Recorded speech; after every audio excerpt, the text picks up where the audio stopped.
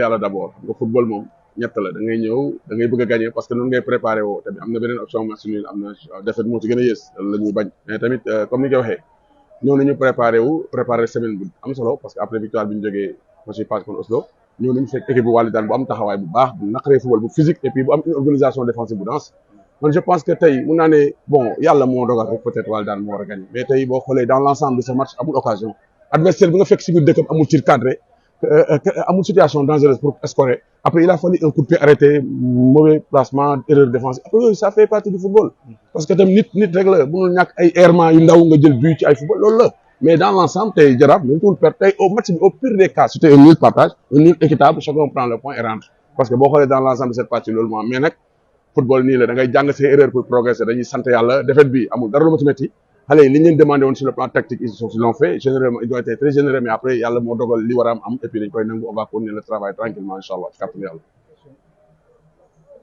Question. Bon, on a vu aujourd'hui que vous avez tourné un peu l'effectif en mettant certains de vos joueurs titulaires sur le banc. Certainement, ça a été un match de milieu de semaine qui a fait qu'aujourd'hui vous avez. Waaw, c'est l'enchaînement des matchs qui nous permet parfois de faire ça. C'est normal. Ça nous a toujours réussi quand même. Après, il y a des jours où parfois c'est un peu difficile, mais malgré tout, les gosses qui ont été sur le terrain, sont bien comportés.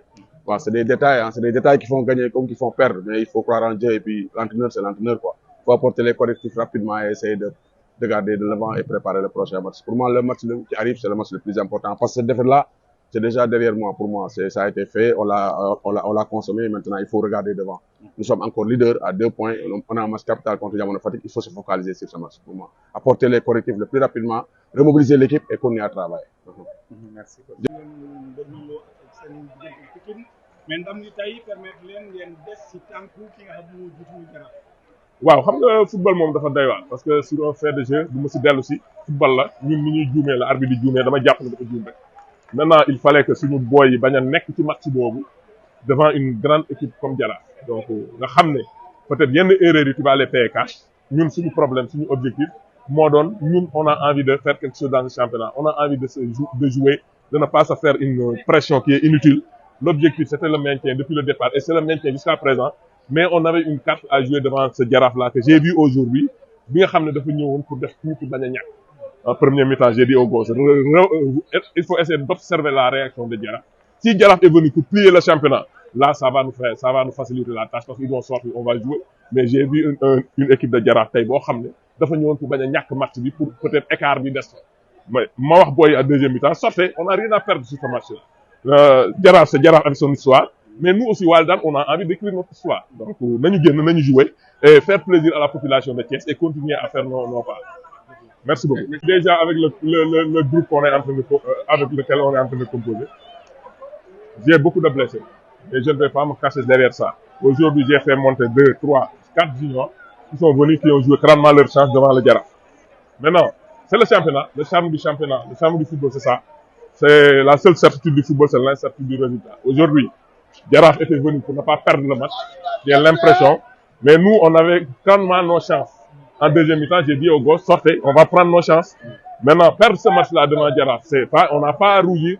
Maintenant, il faut insister sur la prestation d'abord. Sur l'envie, sur la détermination, sur la confiance que la population de Thiès mise sur nous. Maintenant, on est Walidane, on est une équipe de Thiès, on a nos ambitions, on a nos moyens, on va jouer avec nos moyens jusqu'au bout. Je dirais félicitations à toute la population de Thiès qui est sortie et encourager mes joueurs, leur dire que le championnat ne nous attend pas. On a tout de suite un déplacement périlleux samedi à négocier à Rufisque, donc il faut se reconcentrer tout de suite sur l'objectif.